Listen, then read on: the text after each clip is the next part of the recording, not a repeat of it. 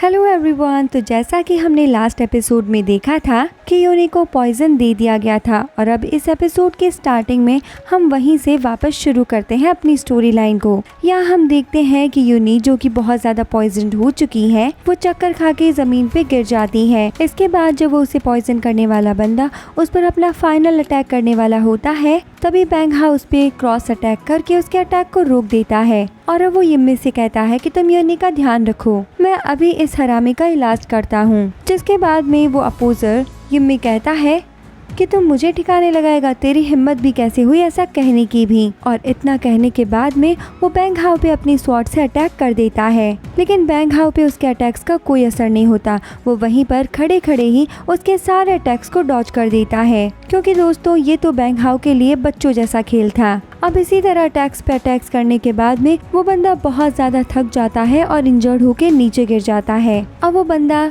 Bang how को अपने सामने देखता है और बैंग हाउ से कहता है, और भाई अब बता तो क्या बोल रहा था। तो वो बंदा अब डरते हुए बोलता है, बैंग हाउ प्लीज मुझसे दूर रहो, अगर मेरे लोगों को तुम्हारे बारे में पता चला कि तुमने मुझे मारा तो वो तुम्हें छोड़ेंगे नहीं। तो बैंग हाउ बोलता है कि मुझे तुम्हारे लोगों या तुम्हारे मास्टर से कोई फर्क नहीं पड़ता, और रही बात तुम्हारी फैमिली के थर्ड मास्टर की तो मैं उन्हें पहले ही मार चुका हूँ और अब बारी है तुम्हारी। और इतना कहने के साथ ही बैंग हाउ उसे अपनी स्वॉर्ड से जान से मार देता है। इसके बाद में बैंग हाउ यूनी के पास जाता है जो पूरी तरह से फैक्चुअल पॉइजन से पॉइजन हो जाती है। इसके बाद में बैंग हाउ कहता है कि हमें इसे किसी सेफ जगह पर लेके जाना होगा ताकि मैं इसकी पॉइजन को रिमूव कर सकूं। इसके बाद हमारा सीन चेंज होता है और हम एक जगह पर बैंग हाउ और यम्मी को देखते हैं। यहाँ पर बैंग हाउ यम्मी के पॉइजन को रिमूव करने की कोशिश कर रहा होता है और ये सब कुछ छुप कर याओ देख रही और सुन रही होती है कि कहीं इन दोनों के बीच में कुछ हो ना जाए, क्योंकि उस पॉइजन की वजह से यम्मी बहुत ही गंदे से साउंड निकाल रही थी जो सुनने में बहुत ही ज्यादा वल्गर साउंड कर रहे थे। अब यहाँ पर याओ उनकी आवाज़ों को सुनते हुए कहती है, काश मैं इस पॉइजन से पॉइजन होती तो आज बैंग हाउ मुझे क्योर कर रहा होता। अब इधर रूम के अंदर बैंग हाउ अपनी पावर्स का यूज करके यम्मी के पॉइजन को कम कर रहा होता है और हम देखते हैं कि यम्मी का पॉइजन अब पहले से काफी ज्यादा रिमूव हो चुका होता है। जिसके बाद वो थोड़ी से होश में आती है और कहती है कि इतना घटिया अटैक और इतना घटिया पॉइजन मैं इन क्लैंग के लोगों को छोड़ूंगी नहीं। अब दूसरी तरफ हम बाहर गोल्डन ड्रैगन को देखते हैं जो याओ की टांग खिंचाई कर रहा होता है और कहता है, लड़की भूल जाओ, तुम्हें ऐसे चांस कभी नहीं मिलेंगे। बैंग हाउ ने तो एक बार पहले भी यूनी का ऐसे पॉइजन निकाला था। ये सुनने के बाद में याओ को गुस्सा आ जाता है और वो गुस्से से उसका पीछा करने लगती है। यही सुनकर शिजिंग भी बहुत ज्यादा जेलस फील करती है। इसके बाद हमें रात का सीन दिखाया जाता है जहाँ पर ये फैमिली के हेड के बर्थडे को सेलिब्रेट किया जा रहा था। अब उसी बर्थडे पार्टी में बैंग हाउ पहुँच जाता है जहाँ के लिए उसे इन्वाइट किया गया था और यहाँ पर बैंग हाउ को देखकर वो सभी उसे ग्रीट करते हैं।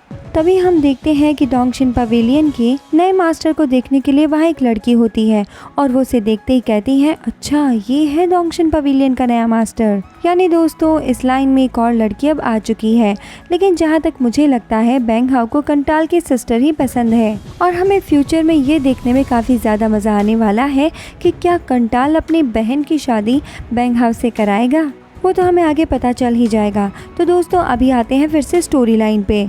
यहाँ सब कुछ ठीक चल रहा होता है, लेकिन तभी यन पवेलियन का मास्टर वहाँ पे पहुँच जाता है और वो बड़े ही गुस्से के साथ बोलता है, बैंग हाउ कहाँ पर है, मुझे अभी के अभी वो अपने सामने चाहिए। आखिर उसकी हिम्मत भी कैसे हुई मेरे बेटे को जान से मारने की। लेकिन ये फैमिली का हेड कहता है, पहले तुम बताओ तुम्हारी हिम्मत कैसे हुई यहाँ पर आने की। तो यन पवेलियन का हेड कहता है, मेरे बेटे का खून हो चुका है और तुम बताओ मैं आराम से कैसे बैठ सकता हूँ।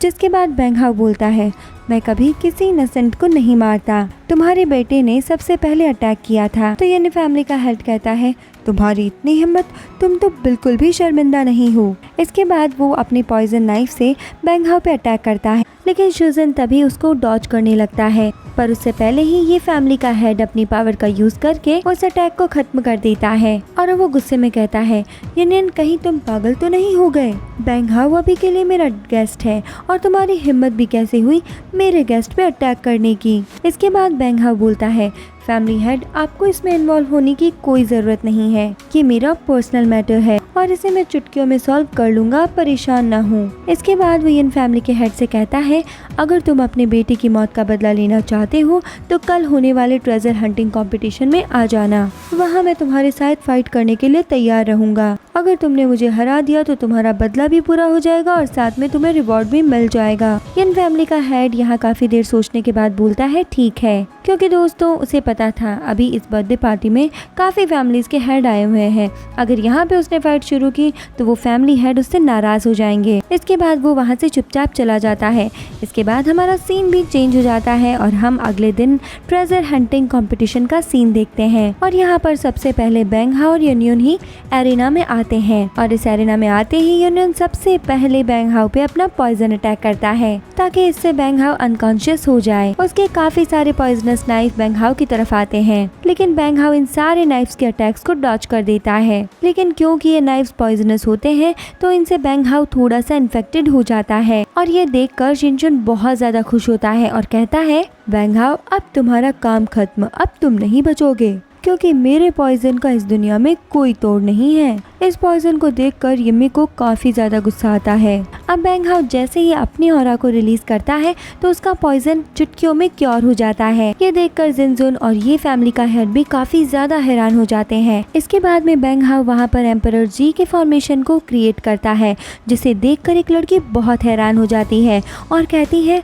बैंग हाओ ऐसा कैसे कर पा रहा है, ये फॉर्मेशन क्रिएट करना तो बड़े से बड़े के लिए बहुत नामुमकिन बात है। इसके बाद बैंग हाओ इसी फॉर्मेशन से यूनियन पर काफी ज्यादा फायर अटैक्स करता है और यूनियन एक शील्ड बनाकर इन सारे फायर अटैक्स को डॉज कर रहा होता है, लेकिन वो ज्यादा देर तक इनको नहीं रोक पाता है, जिसके बाद वो दूर जाकर गिरता है और इसकी वजह से वो काफी ज्यादा इंजर्ड हो जाता है। ये देखने के बाद में ये फैमिली का हेड बोलता है कि बैंग हाओ इस मैच को जीत चुका है। तो आप सभी बताइए, आप सभी को इससे कोई ऑब्जेक्शन तो नहीं है ना? ये सुनने के बाद में वहाँ खड़ी और बैठी सारी ऑडियंस बोलती है, नहीं नहीं, इसमें बैंग हाओ ही जीता है, इस बात में कोई शक नहीं है। लेकिन उन्हीं में से एक बंदा उठ खड़ा होता है और कहता है, मुझे इस बात पे शक है। और दोस्तों उसे किस बात का शक है ये हमें पता चलेगा इसके नेक्स्ट एपिसोड में, क्योंकि यहाँ तक तो इतनी ही स्टोरी लाइन बताई गई है। तो दोस्तों आपको ये एक्सप्लेनेशन कैसा लगा, आप हमें कमेंट सेक्शन में कमेंट करके ज़रूर बताएं।